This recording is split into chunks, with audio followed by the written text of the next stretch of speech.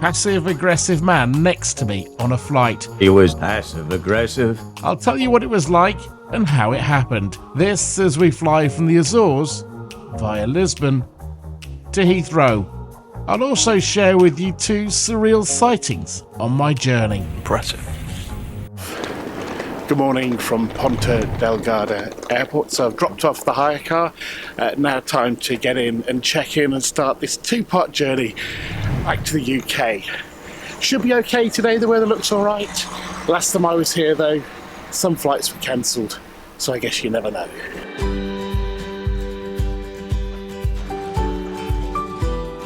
The plan in this video is to fly from Ponta Delgada in the Azores to Lisbon and then on to Heathrow. Later in the video I'll let you know exactly how much this return journey cost me.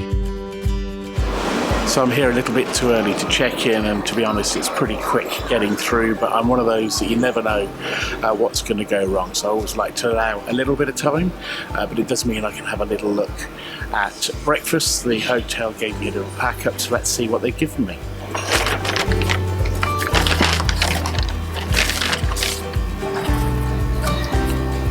Well, they obviously think I need a little bit of vitamin C, 2 apples in there with cellophane wrapping. But anyway, nice to have a bit of breakfast.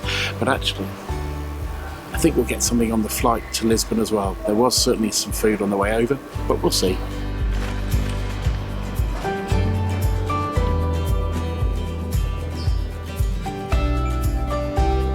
So the baggage is checked in and it had a great big green transfer sticker on.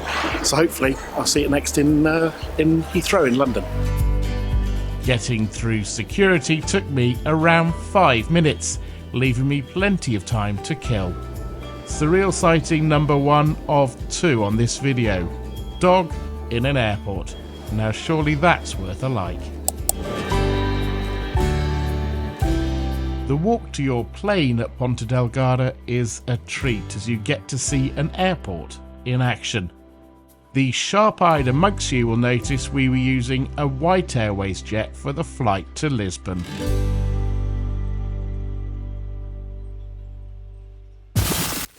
No, don't swipe forward. This is Michael from the future and I'm about to tell you exactly what happened with the passive-aggressive man. Go on.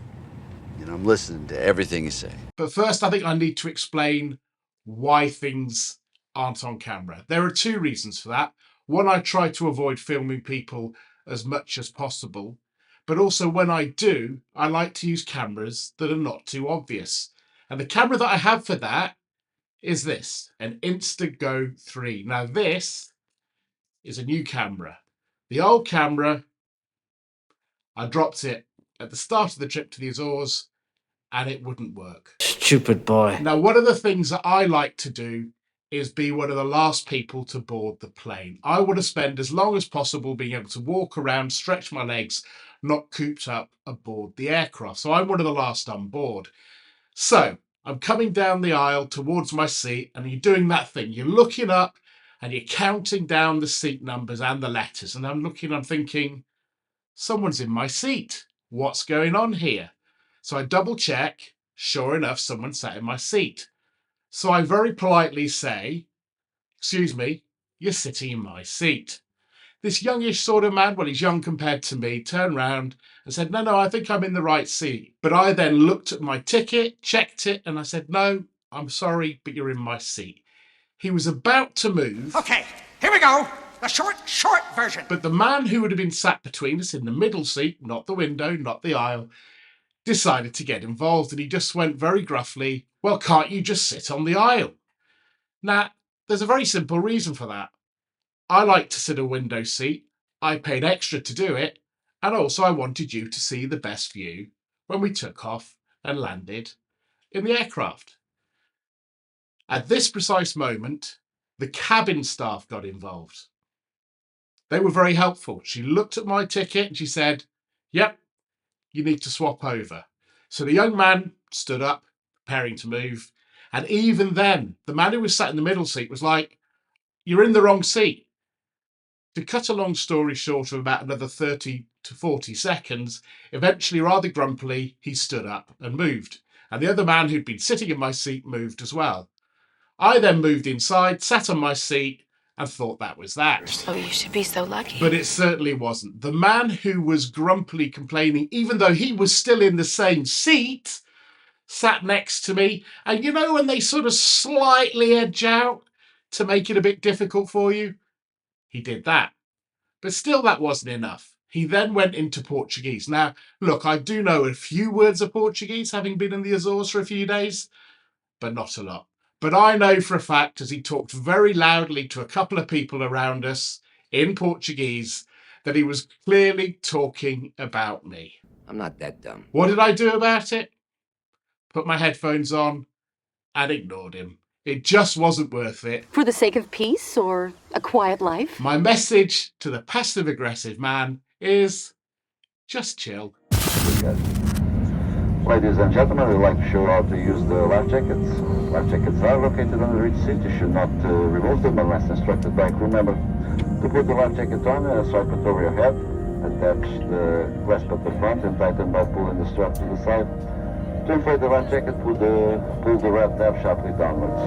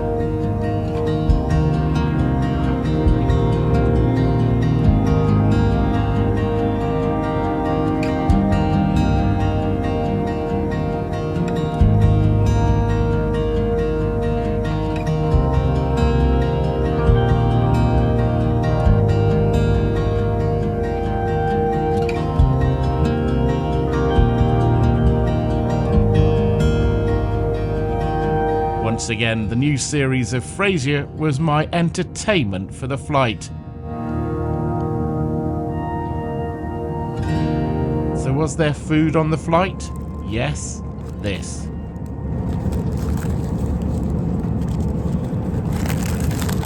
To come next on this channel, I'll break down the full cost of my trip to the Azores. So tickle that subscribe button so you don't miss out.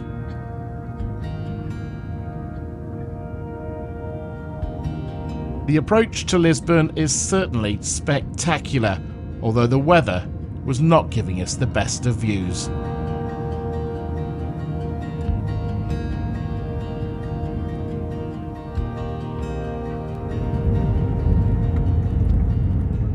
aeroporto de Ponta Delgada, em Lisboa, temos que permaneçam sentados com os cintos.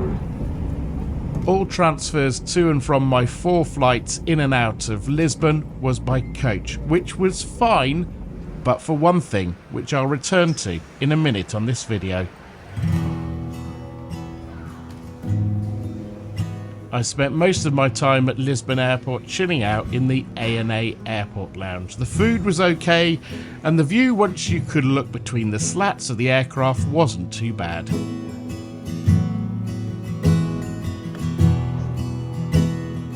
Then, while waiting for the bus to the aircraft, I spent my time trying to guess who the person the aircraft was named after. Vasco da Gama? Easy. Portuguese explorer. Vonao Mendes Pinto. Nope, that's a new one to me. Apparently an explorer and writer. A big bugbear for me was being left waiting on a bus for around 10 minutes with the engine running. It happened both times I left the airport, and let's be honest, it's not great for your health. As we eventually reached the aircraft, a second surreal sight, a Portuguese Air Force F-16.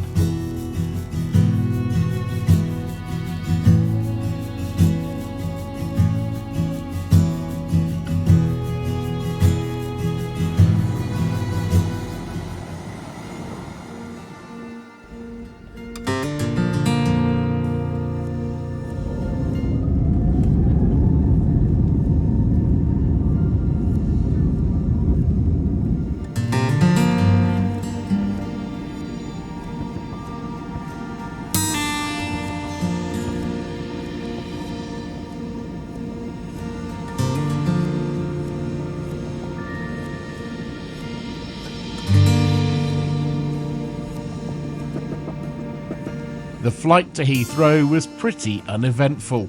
However, the approach into London at night proved to be spectacular.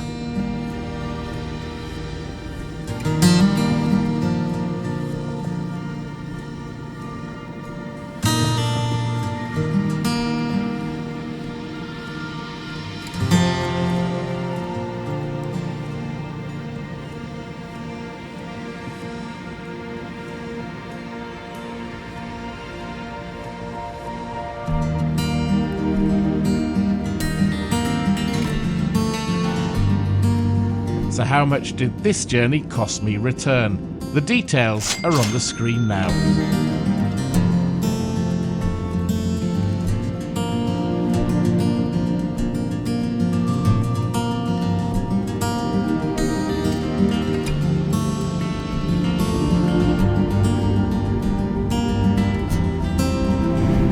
If you'd like to see more videos from my time in the Azores, a link to a playlist is on the screen now.